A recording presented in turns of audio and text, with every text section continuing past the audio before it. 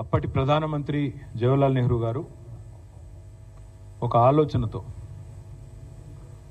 భారతదేశము స్వావలంబన సాధించాలి అన్ని రంగాల్లో అనే ఒక ఉదాత్తమైన ఆశయంతో ఆలోచనతో ఆనాటి స్వతంత్ర భారత మొదటి ప్రభుత్వం కొన్ని ఆలోచనలు చేసింది.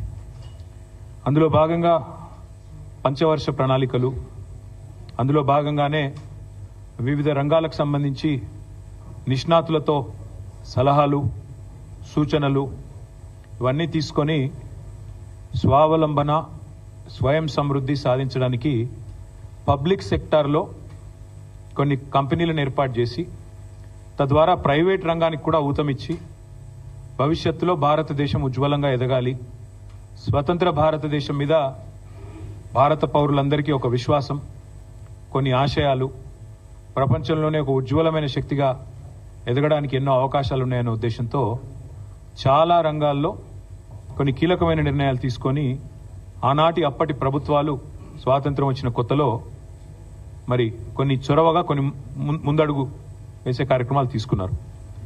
అందులో ముఖ్యంగా ఫార్మాస్యూటికల్, లైఫ్ సైన్సెస్ సెక్టర్, జీవ ఔషధ రంగానికి సంబంధించి, లైఫ్ సైన్సెస్ సంబంధించి అప్పటి ప్రభుత్వాలు కొన్ని నిర్ణయాలు తీసుకొని ఐడిపిఎల్ అనే ఒక సంస్థని మన హైదరాబాద్లో, ఆనాటి హైదరాబాద్ స్టేట్లో, తర్వాత ఉమ్మడి ఆంధ్రప్రదేశ్లో కలిసిన తర్వాత ఉమ్మడి ఆంధ్రప్రదేశ్లో కలపడం జరిగింది. ఈ ఐడిపిఎల్ అనే సంస్థ, Indian drugs and pharmaceuticals limited అనుకుంటాను దాని పేరు, సబ్జెక్టు కరెక్షన్. ఐడిపిఎల్ అనే సంస్థ నుంచి ఆనాడు రీసెర్చ్ జరగాలి, భారతదేశంలో బ్రహ్మాండమైన కార్యక్రమాలు చేయాలనే ఉద్దేశంతో ఐడిపిఎల్ అనే సంస్థను మన హైదరాబాద్లోనే నెలకొల్పడం జరిగింది.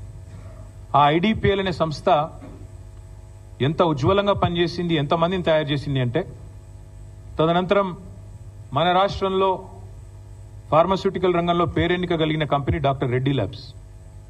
ఆ రెడ్డి ల్యాబ్స్ నడిపిన, ఆ రెడ్డి ల్యాబ్స్ వ్యవస్థాపించిన పెద్దలు డాక్టర్ అంజిరెడ్డి గారు ఆ ఐడిపిఎల్ నుంచి వచ్చారు. తదనంతరం ఆ రెడ్డి ల్యాబ్స్ నుంచి చాలా మంది, ఇవాళ ఎంఎస్ఎన్ ల్యాబ్స్ అని ఎంఎస్ఎన్ రెడ్డి గారు, హెట్రో నుంచి వచ్చిన పార్థసారథి రెడ్డి గారు, తర్వాత ఆరోబిందో వాళ్ళు, వీళ్ళందరూ కూడా ఐడిపిఎల్ అనే పేరెంట్ సంస్థ నుంచే, అందులోంచి వచ్చిన వాళ్ళే వీరంతా కూడా. ఈ ఉపోద్ఘాతం అంతా మీకు ఎందుకు చెప్తున్నా అంటే, ఫార్మాస్యూటికల్ రంగంలో హైదరాబాద్ అనే మహానగరం, తెలంగాణ అనే రాష్ట్రం వాళ్ళ భారతదేశంలో ఒక leader. 40% pharmaceuticals and bulk drugs భారతదేశంలో తయారయ్యేటిది మన తెలంగాణ, మన హైదరాబాద్ నుండే ఇవాళ వస్తా ఉన్నాయి. ఇంకా ఒక అడుగు ముందుకేసి చెప్పాలి అంటే, కోవిడ్ సమయంలో పారాసిటమాల్కి ఎంత గిరాకీ ఉండేనో నాకంటే బాగా మీకే తెలుసు. ప్రపంచవ్యాప్తంగా పారాసిటమాల్కి షార్టేజ్ ఏర్పడింది. మనం డోలో రూపంలో తీసుకుంటాం, క్రోసిన్, డోలో. వాటికి సంబంధించి ఆనాడు అప్పటి అధ్యక్షుడు, అమెరికా అధ్యక్షుడు డొనాల్డ్ ట్రంప్ మన ప్రధానమంత్రి గారికి ఫోన్ చేసి, మీ భారతదేశంలో ఫార్మాస్యూటికల్స్ చాలా విస్తారంగా పనిచేస్తూ ఉన్నాయి, మాకు ఈ పారాసిటమాల్ కావాలి అంటే, డొనాల్డ్ ట్రంప్ గారు కూడా, ఆనాడు నేను మంత్రిగా ఉన్నా కాబట్టి తెలుసు, ప్రభుత్వంలో మేము ఉన్నాం కాబట్టి తెలుసు, ఆనాడు అప్పటి మన ముఖ్యమంత్రి కేసీఆర్ గారికి ఫోన్ చేసి, వాళ్ళ అధికారులు మన అధికారులు సయోధ్యతో, అండర్స్టాండింగ్తో ప్రపంచవ్యాప్తంగా ఉన్న పరిస్థితులను దృష్టిలో పెట్టుకుని పారాసిటమాల్ ఉత్పత్తిని కూడా పెంచాలి అని చెప్పి అప్పటి ఫార్మాస్యూటికల్ కంపెనీని పిలిచి మేము ఆనాడు ఒక ఆలోచనతోని వాళ్ళని కాన్ఫిడెన్స్లో తీసుకొని ఆ రంగాన్ని ముందుకు పోయినాం. 2014లో కేసీఆర్ గారు ముఖ్యమంత్రి అయిన వెంటనే కేసీఆర్ గారు మాకందరికీ కూడా, ఇక్కడ ఈ వేదిక మీద కూర్చున్న వాళ్ళం దాదాపుగా 4-5 అందులో కేసీఆర్ గారి క్యాబినెట్లో ఉన్నాం. కేసీఆర్ గారు మాకు ఒక్కటే చెప్పారు, క్యాబినెట్లో కానీ, శాసనసభ పక్ష సమావేశాల్లో కానీ, బహిరంగ సభల్లో కానీ, మనం అనుకున్న రాష్ట్రం వచ్చింది, ఇప్పుడు పంచాయతీలు పెట్టుకోవద్దు, ప్రజలతో వాళ్ళ ఆకాంక్షలకు అనుగుణంగా అభివృద్ధిని, సంక్షేమాన్ని ముందుకు తీసుకొని పోవాలి. మనకు ఆల్రెడీ ఉన్న స్ట్రెంగ్త్స్ ఏవైతే ఉన్నాయో, అది గతంలో పనిచేసిన ప్రభుత్వాలు కొన్ని మంచి పనులు చేసి ఉండొచ్చు, వాటి వల్ల ఉన్న స్ట్రెంగ్త్ ఏదైతే ఉందో దాన్ని కన్సాలిడేట్ చేయాలి, ఇంకా మన పిల్లలకు ఉపాధి అవకాశాలు పెంచాలి, ఏమైనా సమస్యలు ఉంటే వాటిని పరిష్కరించాలి, కొత్తగా వచ్చే రంగాల్లో పెట్టుబడులు ఆహ్వానించాలి.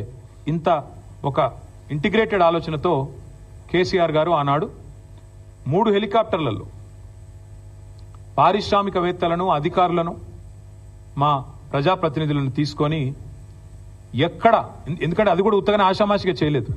మీకు బాగా యాదుకుండాలే, 2014 జూన్లో కేసీఆర్ ముఖ్యమంత్రి అయ్యారు.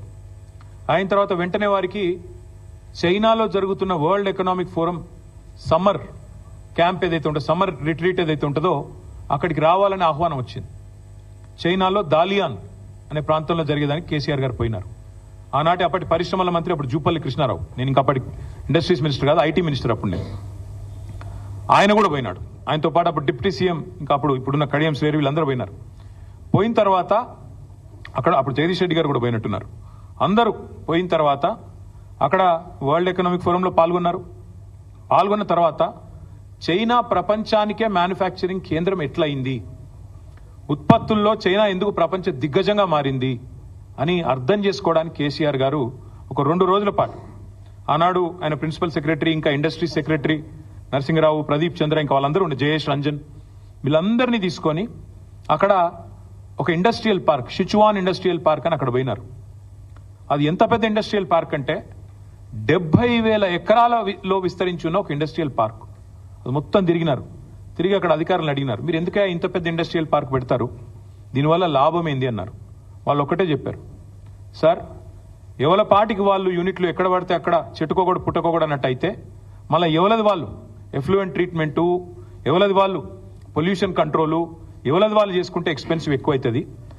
అన్నిటినీ ఒక సమూహంగా తెచ్చి ఒక దగ్గర పెడితే common treatment facilities, common effluent facilities, common cooling facilities, common heating facilities, common electrical facilities, common utilities, ఇవన్నీ పెడితే ఎకానమీస్ ఆఫ్ స్కేల్ వస్తుంది. ఎకానమీస్ ఆఫ్ స్కేల్ అంటే ఏంది, ఒక చోట ఉండడం వల్ల కాస్ట్ ఆఫ్ ప్రొడక్షన్ తగ్గడానికి ఈ ఫెసిలిటీలన్నీ మళ్ళీ డూప్లికేషన్ లేకుండా, ఎవరిది వాళ్ళు మలమల చేసే అవసరం లేకుండా అన్ని ఒక చోట పెడితే ఖర్చు తగ్గుతుంది, ఉత్పత్తి ప్రొడక్టివిటీ పెరుగుతుంది.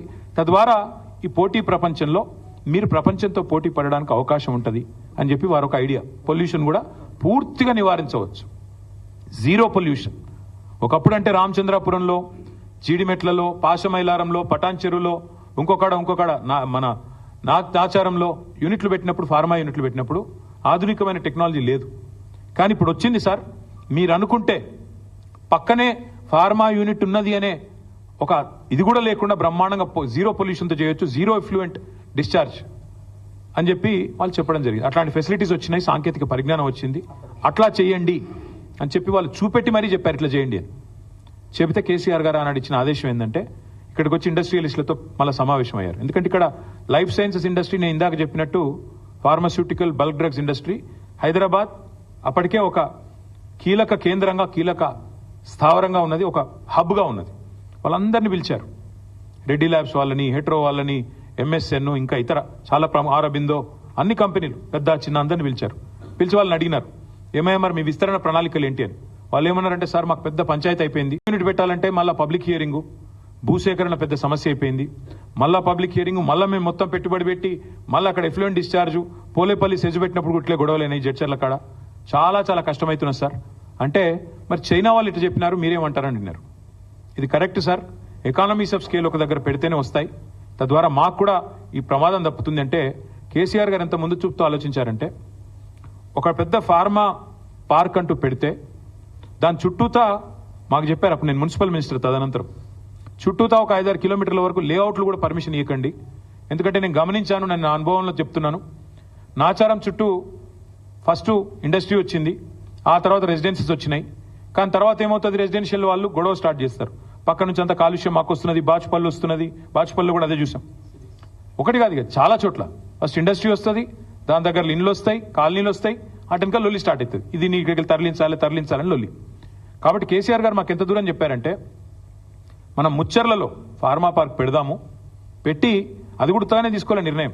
ఎట్లా ఆలోచించారంటే, 3 హెలికాప్టర్లలో అధికారులను, ప్రజాప్రతినిధులను, ఇండస్ట్రియలిస్టులను తీసుకొని పోయి అక్కడ ల్యాండ్ అయి ఒకటే చోట ఎకానమీస్ ఆఫ్ స్కేల్ రావాలి అంటే ప్రపంచంలోనే అతిపెద్ద ఫార్మా క్లస్టర్ ఒక చోట పెట్టాలని, దాని చుట్టూ ఒక బఫర్ లాగా మెయింటైన్ చేస్తూ చుట్టుపక్కల ఊర్లలో కూడా పొల్యూషన్ అనే ప్రాబ్లం రాకుండా, అప్పటికి జీరో ఎఫ్లూయెంట్ డిశ్చార్జ్ అని పెట్టినా, కామన్ ఎఫ్లూయెంట్ ఫెసిలిటీస్ పెట్టినా, ఇన్ని పెట్టిన తర్వాత కూడా మళ్ళీ నష్ట నివారణ చర్యలు భవిష్యత్తులో 50 ఏళ్ల తర్వాత వచ్చే ప్రభుత్వాలకు కూడా చిక్కు రావద్దు, వాళ్ళకు కూడా ఈ తలకాయ నొప్పులు ఉండొద్దు, చికాకులు ఉండొద్దు అనే ఉద్దేశంతో దాదాపు 10 కిలోమీటర్లు, 5-6 కిలోమీటర్ల పరిధిలో లేఅవుట్లు కానీ కొత్తగా పర్మిషన్ ఇవ్వద్దని ఆదేశాలు ఇచ్చి ఇంత ఆలోచన చేసి మేము ఆనాడు హైదరాబాద్ ఫార్మాసిటీ పేరిట 8 ఏళ్ళు, ఒక రోజు కాదు 2 రోజులు కాదు, 8 ఏళ్ళు కష్టపడి 14,000 ఎకరాల భూమి సేకరించాం.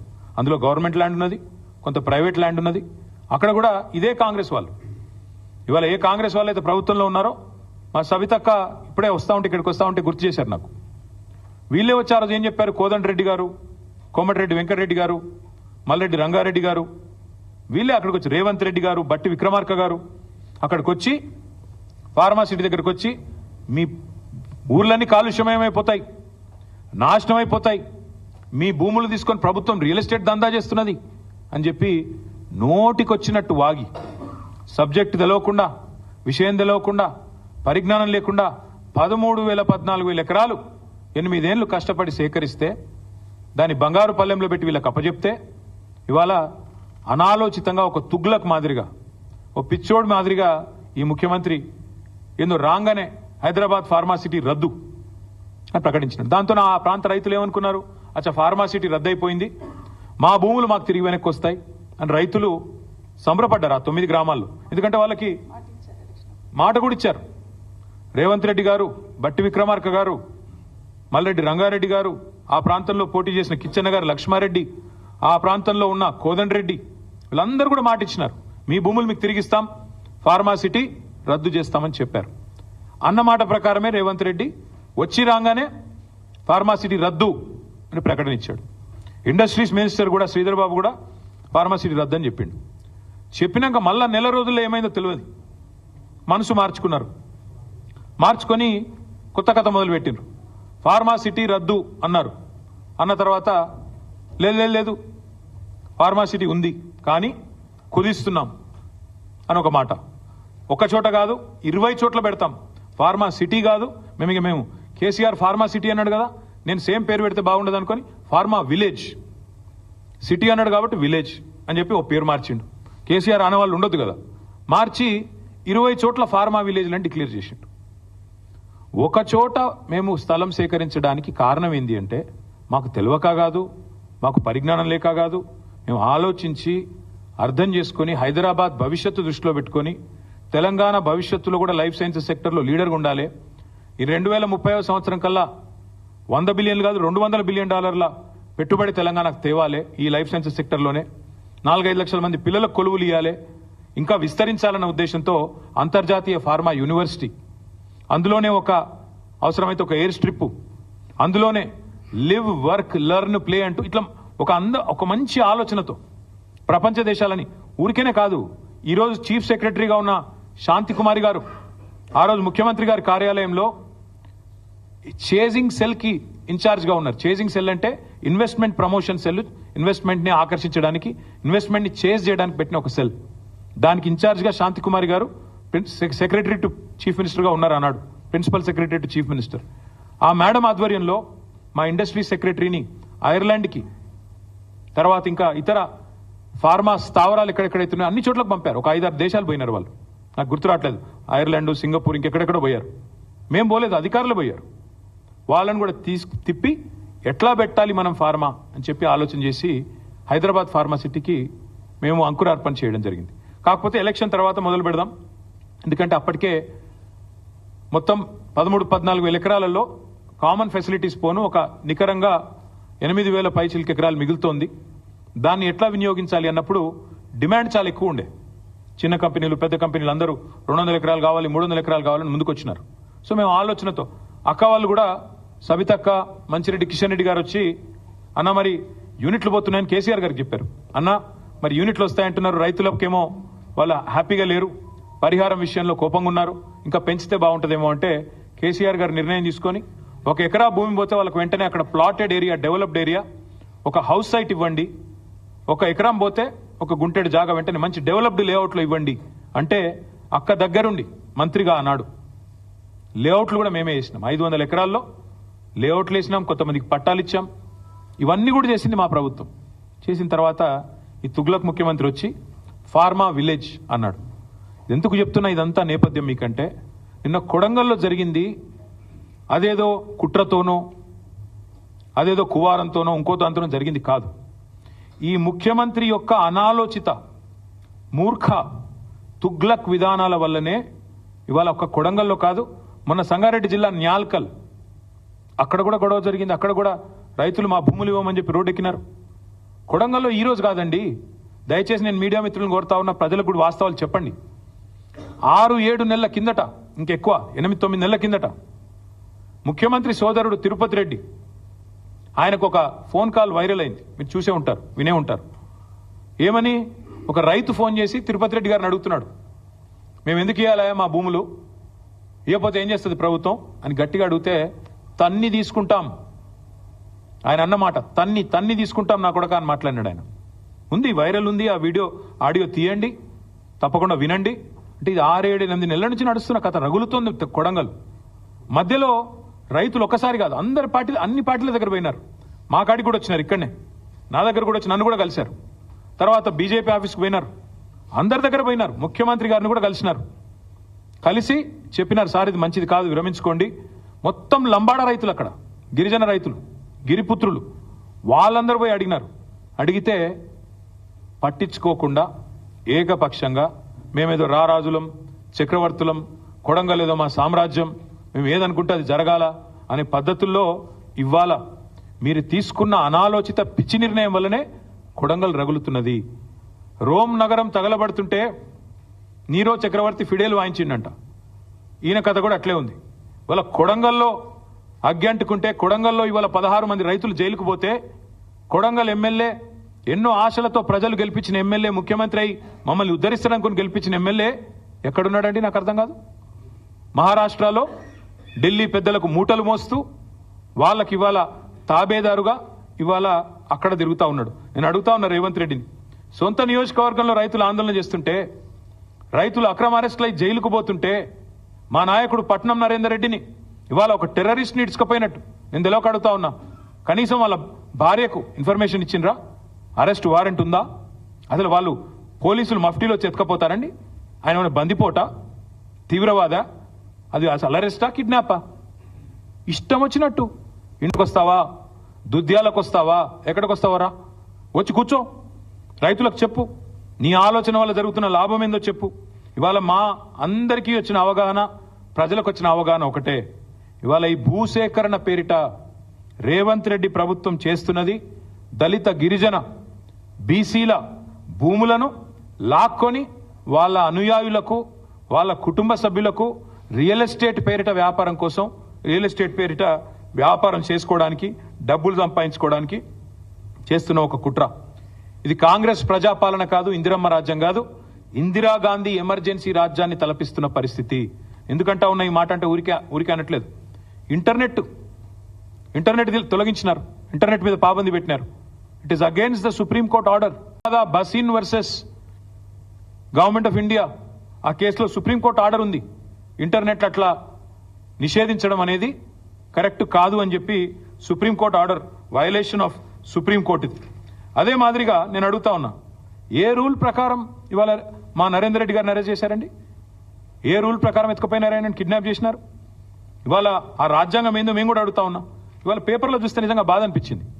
ఆ రైతులను వాళ్ళు ఏదో తీవ్రవాదులు అన్నట్టు, పాపం వాళ్ళ ఇండ్ల మీద పడి, ఇళ్లలో లేకపోతే పొలాల మీద పడి, తెల్లారి అరెస్ట్ చేసిన ఒక రైతు కొడుకు పుట్టినరోజు, ఇవాళ ఆ తల్లి ఆ కొడుకు ఇద్దరు ఏడుస్తా ఉన్నారు. ఒక కూతురికి అన్నప్రాసన, ఈరోజు ఆయనను దూరం చేసినారు. ఒక తల్లికి వైద్యం చేయించాల్సిన రైతు, ఆయన ఎత్తుకపోయినారు ఆ కొడుకుని. పరీక్షలు రాయాల్సిన పిల్లోని కూడా అరెస్ట్ చేసింది ఈ ప్రభుత్వం. అందుకే నేను అంటా ఉన్నా, ఇది మానవత్వం మరిచిన ప్రభుత్వం, మట్టి మనుషుల మీద క్రూరత్వాన్ని చూస్తున్న వికృత ఒక ప్రభుత్వం ఈ ప్రభుత్వం. ఈ భూదాహం ఏదైతే ఉందో, నేనేదో ఓకే నిరాధారంగా చెప్పట్లేదు. ఏం జరుగుతూ ఉంది ఇవాళ అంటే ఈ రాష్ట్రంలో, ఇది ఒక్కసారి మీరు చూడండి. ఇది ఒక ఫార్మా కంపెనీ, మొన్న ఈ మధ్యనే పుట్టింది, మ్యాక్స్ బిఎన్ ఫార్మా కంపెనీ. దీని పేరు మ్యాక్స్ బిఎన్ ఫార్మా కంపెనీ. పుట్టింది ఇంకా 3-4 ఏళ్ళు అయినట్టుంది, 3-4 కాలే, సారీ 2020లో పుట్టినట్టుంది. Date of incorporation 2020. ఇందులో ఎవరున్నారా అంటే దీని main director, promoter Satyanarayana Reddy Goluguri. వీళ్ళెవరు? రేవంత్ రెడ్డి గారి అల్లుడు. రేవంత్ రెడ్డి గారు పిల్లనిచ్చిన అల్లుడు సత్యనారాయణ రెడ్డి గొలుగూరి. ఈ మ్యాక్సిబియన్ ఫార్మా కంపెనీ విస్తరణ కోసం ఈ ఫార్మా విలేజ్లలో భూములు తీసుకొని దానికి అనుగుణంగా వాళ్ళ విస్తరణ కోసం సహకరించడానికే ఇదంతా చేస్తా ఉన్నారు. ఇంకొక మాట, ఇందులోనే ఇదే మ్యాక్సిబియన్ ఫార్మా కంపెనీలో ఇంకొక ఆయన ఉన్నాడు డైరెక్టర్. ఆయన పేరు అన్నం శరత్. ఈ అన్నం శరత్ అన్నట్టు ఆయనది కూడా ఇంట్రెస్టింగ్ ఇది ఉన్నది. మ్యాక్సిబియన్ ఫార్మా కంపెనీ ఏమో వాళ్ళ అల్లుడు గారిది. అందులోనే ఇంకొక ఆయన ఉన్నాడు అన్నం శరత్. అన్నం శరత్ ఎవరు అంటే సహృదయ హెల్త్ కేర్ ప్రైవేట్ లిమిటెడ్ అనే కంపెనీలో కూడా ఆయన డైరెక్టర్. సహృదయ health care. ఆ సహృదయ హెల్త్ కేర్ అన్నం శరత్ ఎవరంటే ఒక గీన ముఖ్యమంత్రి పక్కన నిలబడ్డా. ఆయన ముఖ్యమంత్రి పక్కన నిలబడ్డాడు. ముఖ్యమంత్రి గారు మొన్న మెడికవర్ అనే ఒక హాస్పిటల్ ప్రారంభోత్సవానికి వరంగల్కు ప్రత్యేకంగా పోయినారు. వరంగల్ ఎంజీఎం హాస్పిటల్కి పోలేదు. వరంగల్లో రైతులు పత్తి కొంటలేకపోతే పత్తి రైతులు ఏడుస్తుంటే అక్కడ పోలేదు. వరంగల్ ఎంజీఎం హాస్పిటల్లో 6 గంటల కరెంటు పోతే పట్టించుకోలేదు. కానీ ఒక ప్రైవేట్ హాస్పిటల్ మెడికవర్ హాస్పిటల్ ప్రారంభోత్సవానికి ముఖ్యమంత్రి గారు హెలికాప్టర్లో పోయినారు. ఎందుకబ్బా ఈయన మీద ఇంత ప్రేమ అని మేము తవ్వి చూస్తే ఈ అన్నం శరత్ అంట ఆయనే గొలుగూరి సత్యనారాయణ రెడ్డి అని ముఖ్యమంత్రి గారు అల్లుడు. ఇద్దరు co directors Maxivian pharma company. Medicover hospital ఏదైతే ఉన్నదో నాకు తెలిసినంత వరకు, నాకున్న అవగాహన ఉన్నంత వరకు రేవంత్ రెడ్డి గారి వ్యవహారం మనందరం కూడా చూస్తూ ఉన్నాం కాబట్టి మొన్న ఒక యూనిట్ పెట్టింది బెంగళూరులో. దాన్ని స్వయంగా డీకే శివకుమార్ గారు పోయి ప్రారంభించినారు. మరిగా దాని వెనకాల ఉన్నదెవరో, ఆ మెడికవర్ హాస్పిటల్ అక్కడ ఉన్నది ఎవరిదో కూడా ప్రజలు అర్థం చేసుకుంటారని ఇదంతా చెప్తా ఉన్నాం. ఎందుకు చెప్తా ఉన్నా ఈ అన్ని వివరాలు ఇంత వివరంగా అంటే ఇవాళ ఫార్మా విలేజ్ల పేరిట జరుగుతున్న వికృత భూసేకరణ ప్రక్రియ ఏదైతే ఉన్నదో, ఇది మన ఆయన డీకే శివకుమార్ గారు అక్కడ మెడికవర్ ఓపెన్ చేసిన ఫోటో ఏది బెంగళూరులో. మళ్ళీ అక్కడ ఇదే అన్నం షరతు, ఇక మిగతా వాళ్ళు, ఇక మీకు అర్థమై ఉంటుంది కథ అంతా కూడా ఏం జరుగుతూ ఉంది. మెడికవర్ హాస్పిటల్, మ్యాక్సిబియన్ ఫార్మా, ఎందుకు ఫార్మా విలేజీలు, ఎందుకు ఉన్న ఫార్మాసిటీ రద్దు చేసి రాష్ట్రమంతటా ఫార్మా విలేజీలు పెట్టాలనే వికృతమైన ఆలోచనలు మీకు అర్థం అయ్యే ఉండాలి. ఇక్కడ ఇంకొక మాట కూడా నేను గుర్తు చేస్తా ఉన్నా మీకు. ఇవాళ విచిత్రం ఏంటంటే ఇదేదో నిన్ననే పుట్టిన సమస్య అన్నట్టు